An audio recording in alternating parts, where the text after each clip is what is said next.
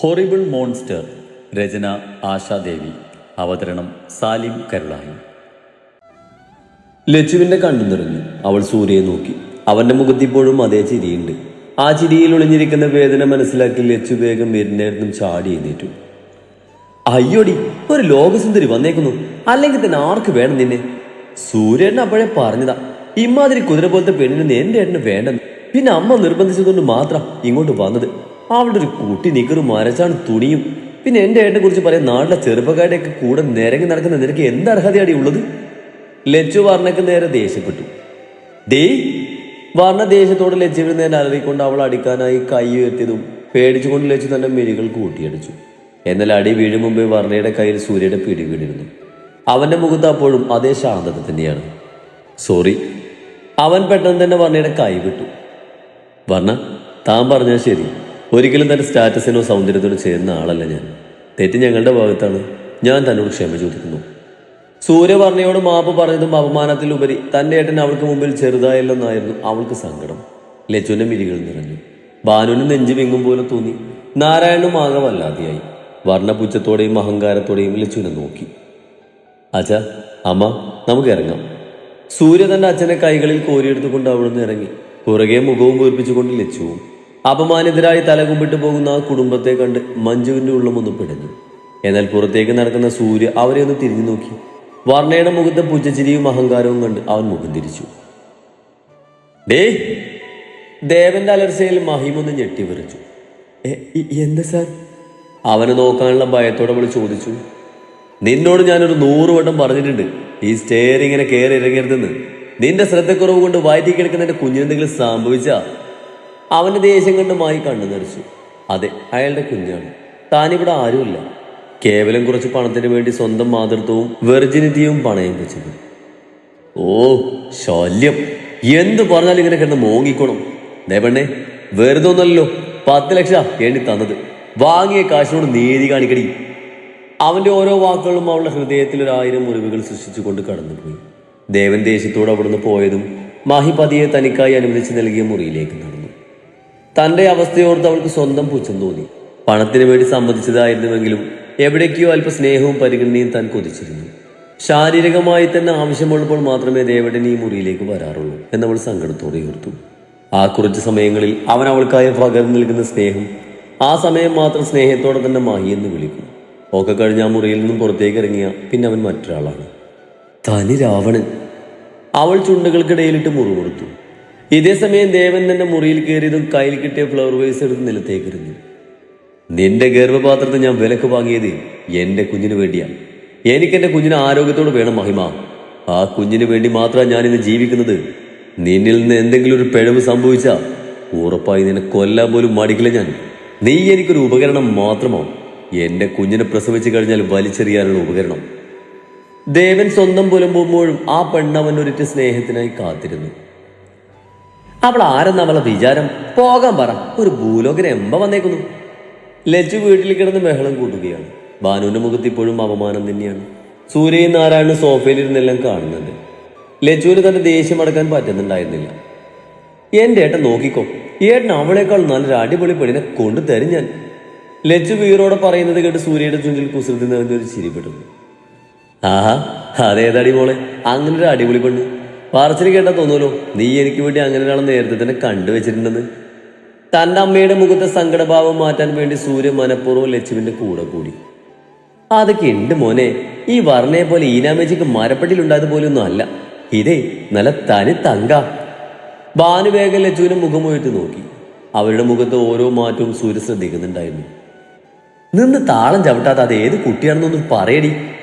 ഭാനു അല്പം ദേഷ്യത്തോടെ ചോദിച്ചതും ലച്ചവരെ ഗമയോടൊന്ന് നോക്കി. പേര് പത്മചന്ദന. എന്റെ അതേ പ്രായം. സുന്ദരിയും സുമുഖിയും സർവോപരി സ്നേഹസമ്പന്നയാണ് ആള്. ഇതൊന്നും കൂടാതെ നല്ല അസരി കാന്താരി മുളകോ. എന്താടിയെന്ന് ചോദിച്ചാ നീ പോടാന്ന് പറയുന്ന ടൈപ്പ്. ഏട്ടൻ അവൾ നല്ല മാച്ച. ഏട്ടന്റെ ഈ പൂച്ച സ്വഭാവത്തിനെ ഏട്ടൻ കൂടി അവളെ പൊന്നു പോലെ നോക്കിക്കോളും. ലച്ചു വലിയ കാര്യം പോലെ പറഞ്ഞതും ഭാനുവിന്റെ മുഖം തെളിഞ്ഞു.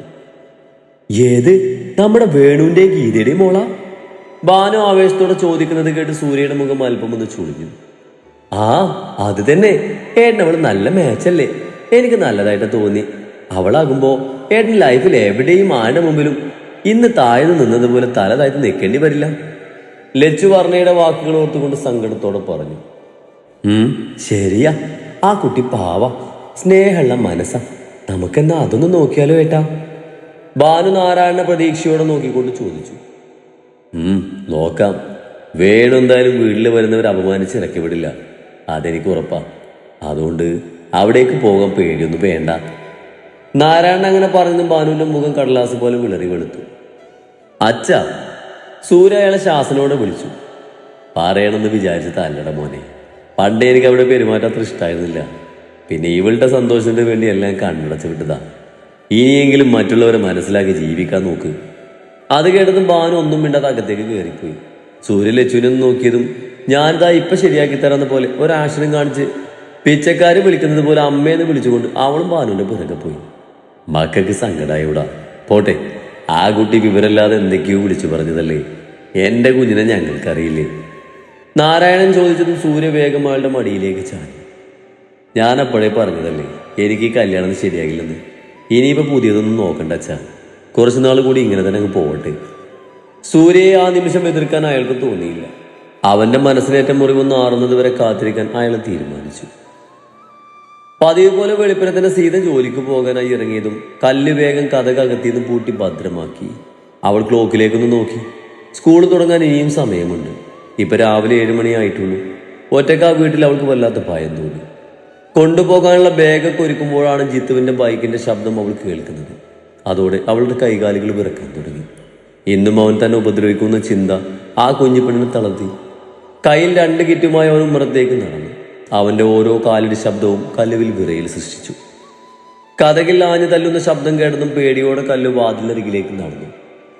ഡേയ്, മര്യാദക്ക് വാതിൽ തുറന്നോ, എനിക്കറിയാം നീ ആ വാതിൽക്ക് തന്നെ ഉണ്ടെന്ന്.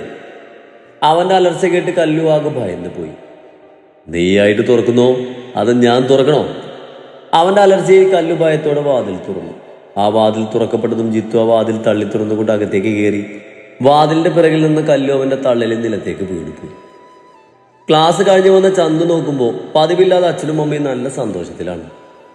എന്താണ് രണ്ടാൾക്ക് ഇത്ര സന്തോഷം? കോളേജ് ബാഗ് ഒരു സോഫയിലേക്ക് ഇട്ടുകൊണ്ട് അവൾ കാര്യം തിരക്കി. വേറെന്താ, നിന്റെ കല്യാണം ഉറപ്പിച്ചു. അന്ന് വന്ന കൂട്ടർ തന്നെയാ. പയ്യന് നിന്നങ്ങ് ഇഷ്ടപ്പെട്ടു. ഗീത സന്തോഷത്തോടെ പറഞ്ഞതും ചന്തുവിന്റെ മുഖമൊന്നും മങ്ങി. അച്ഛന്റെ അവസ്ഥയ്ക്ക് അറിയാവുന്നത് കൊണ്ട് തന്നെ നിശ്ചയമൊന്നും വേണ്ടെന്ന് തീരുമാനിച്ചു. കല്യാണത്തിന് അവര് തന്നെ ഒരു തീയതിയും കുറിച്ചു. ഈ മാസം 18 മുഹൂർത്തം കിട്ടിയേക്കുന്നത്. ഒക്കെ കേട്ടതും ചന്തുവിന്റെ മുഖമെല്ലാം സങ്കടം കൊണ്ട് ചുവന്നുപോയി. അവളിൽ തന്നെ കണ്ണുറപ്പിച്ചു നിന്ന വേണുവിനും അവളുടെ സങ്കടം കണ്ട് നൊമ്പരം തോന്നിയെങ്കിലും ഇതാണ് ശരിയെന്ന് അയാൾ ഉറപ്പിച്ചു. ഉള്ളിലതൊക്കെ മനസ്സിലൊളിപ്പിക്കാൻ ശ്രമിച്ചുകൊണ്ട് അവൾ അവരെ നോക്കി പതിയൊന്ന് പുഞ്ചിരിച്ചു. അത് ഒത്തിരി നേരത്തെ ആയില്ല അമ്മേ, എന്റെ ക്ലാസ് കഴിഞ്ഞ് പോരായിരുന്നോ? ഉള്ളിലെ വേദന പരമാവധി പുറത്തു വരാതെ അവൾ ചോദിച്ചു. വേണ്ട, അതൊക്കെ ഒരുപാട് നീണ്ടുപോകും. അച്ഛനത് എങ്ങനെയെങ്കിലും ഒന്ന് പെട്ടെന്ന് നടത്തണമെന്നാണ് എന്റെ കുട്ടി എതിര് പറയരുത്. അത്രയും പറഞ്ഞുകൊണ്ട് വേണു അകത്തേക്ക് കയറിപ്പോയി. ചന്തു ഒന്നും മിണ്ടാതെ തന്റെ മുറിയിലേക്ക് നടന്നു.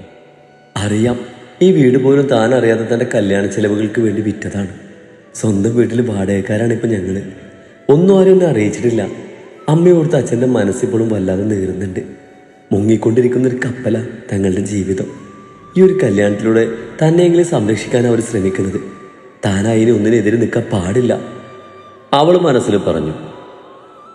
ജിത്തുവിന്റെ കയ്യിൽ കിടന്ന് ശ്വാസം മുട്ടുമ്പോൾ കല്ലുവിന്റെ മിഴികൾ നിറഞ്ഞു തൂങ്ങി. ഇന്നലെ ഏതവന്റെ കൂടിയാടി നിന്ന് കൊഞ്ചിക്കൊഴഞ്ഞത്? സ്കൂൾ വിട്ടാൽ മര്യാദക്ക് വീട്ടിൽ വന്നോണോ? അവനവളുടെ കഴുത്തിലെ പിടിയൊന്നുകൂടെ മുറുക്കിയതും ആ കുഞ്ഞിപ്പെണ്ണിന്റെ മിഴികൾ മുകളിലേക്ക് തുറച്ചുപോയി. അവനവളെ പെട്ടെന്ന് നിലത്തേക്ക് എറിഞ്ഞു. നിലത്ത് വീണ കല്ലുവിന്റെ കൈമുട്ട ആ സിമന്റ് തറയിൽ ഉറങ്ങിപ്പോയി. നിലത്ത് കിടന്ന് കല്ല് കുറച്ചു നേരം ചുമക്കുകയും ശ്വാസം ആഞ്ഞു വലിക്കുകയും ചെയ്തു. ജിത്തു പതിയെ അവൾക്കടുത്തേക്ക് വന്ന് അവളെ പതിയെ പിടിച്ച് തേപ്പിച്ചിരുന്നു. നിനക്ക് നന്നായി അറിയാലോ എനിക്ക് ദേഷ്യം വന്നാൽ ഞാൻ എന്താ ചെയ്യാന്ന് എനിക്ക് തന്നെ അറിയില്ലെന്ന്. ഇപ്പൊ നീ ചെയ്ത തെറ്റുള്ള ശിക്ഷ നീ അനുഭവിച്ചേ മതിയാകൂ. കല്ലു പേടിയോടെ തലയാട്ടി. അത് കണ്ട് അവൻ അവളുടെ കവിളിലേക്ക് കൈ ചേർത്തതും കല്ലു നിറഞ്ഞ മിഴികളോട് അവനെ ദയനീയമായി നോക്കി. കല്ലു! പുറത്തുനിന്ന് ഒരു പെൺകുട്ടിയുടെ ശബ്ദം കേട്ടതും ജിത്തു ഒന്ന് അടങ്ങി. കല്ലുവിന്റെ മിഴികളിൽ ആ നിമിഷം വല്ലാത്ത ആശ്വാസം പടർന്നു. മഹിമേച്ചി! അവൾ പതിയെ എഴുന്നേറ്റുകൊണ്ട് നേരെ നിന്നതും ജിത്തു കല്ലുവിന്റെ മുഖം ഒന്ന് അമർത്തി തുറച്ചു കൊടുത്തു. പുറത്തു വന്നത് ആരായാലും 5 മിനിറ്റിനുള്ളിൽ പറഞ്ഞു വിട്ടോണം. അവന്റെ ആജ്ഞ കേട്ട് കല്ലു പേടിയോടെ തലയാട്ടി. കല്ലു! വീണ്ടും മഹിമയുടെ വിളി ഉയർന്നപ്പോൾ കല്ലു ജിത്തുവിനൊന്ന് പേടിയോടെ നോക്കിയിട്ട് പതിയെ ഉമ്മറത്തേക്ക് നടന്നു.